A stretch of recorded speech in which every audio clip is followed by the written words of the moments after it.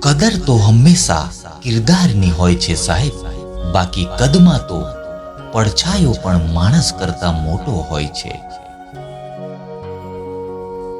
જિંદગીમાં ક્યારે ઉદાસ ના થવું દોસ્તો, કેમ કે જિંદગી અચાનક ગમે ત્યારે ખુશીના સ્ટેશન પર ઊભી થઈ જતી હોય છે. આજકાલ લોકો સોરી પોતાની ભૂલ માનવા માટે નહીં, પણ વાતને પૂરી કરવા માટે બોલે છે. કોઈ વ્યક્તિની મિલકત છીનવી શકાય છે, પરંતુ એની લાયકાત અને કાબિલિયત નહીં.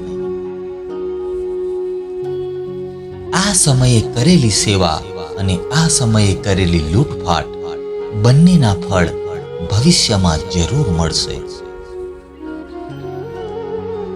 જિંદગી જેવી મળે તેવી જીવી લ્યો સાહેબ. મજા જીતવામાં છે, ફરિયાદ કરવામાં નથી.